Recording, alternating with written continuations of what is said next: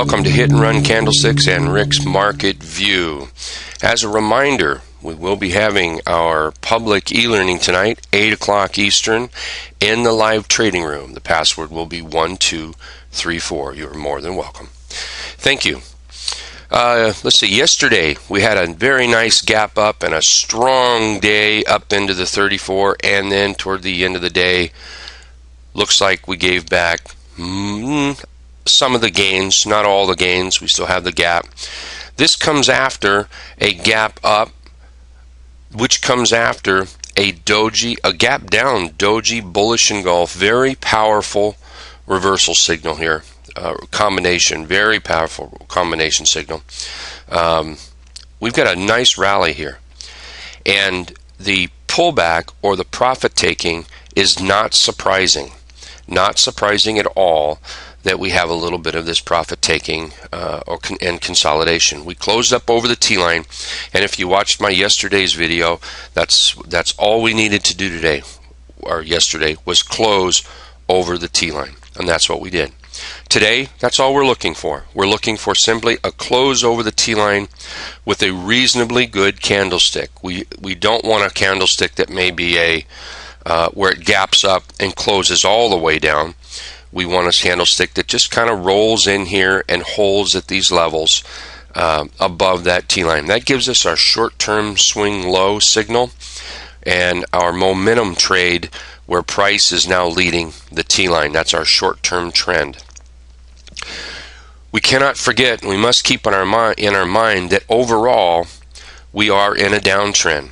Outside of the Qs, and we'll go look at those in a moment, outside of the Qs, the market is in a downtrend. The T-line is trading below the 34 exponential moving average. At hit and run candlesticks, this indicates an intermediate downtrend. The 2 exponential is just right at the T-line, so we're at a junction point for the short-term trend. Again, there's no question we're in a short-term downtrend. Everyone can see that. I'm sorry, an intermediate-term downtrend. The bears have a little more control. But the bulls are trying very hard to hold us up, and we should give them a chance and just see what happens. Now, if we take a look at the Qs, apologize for this. I was looking at this last night. Let's get rid of some of these lines here. There we go. We'll work with that. As you can see, the Qs are trading up.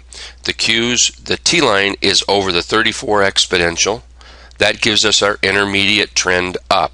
Notice we've come from a Doji Bullish Engulf right up to the 200-day moving average yesterday, and we backed off. Profit taking. Notice the trend that the Qs are in. We can draw a line here.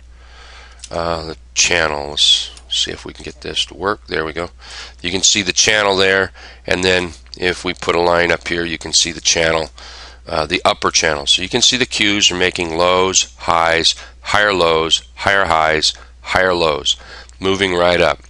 And I have to repeat this, we have our intermediate term trend is up. The T-line is leading the 34. What we need to see here is price coming up through the 200-day moving average, and then I'm going to come up here and draw a line right above this resistance area, and this is an area that I think that the Qs need to bust through to keep this little rally going.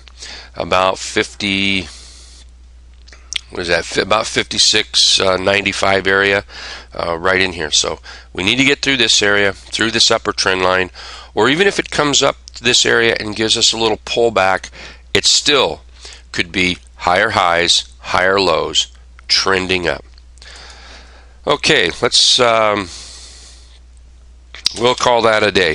Just as a reminder, again, Wednesday night, tonight, 8 o'clock Eastern, in the live trading room. The password will be 1234.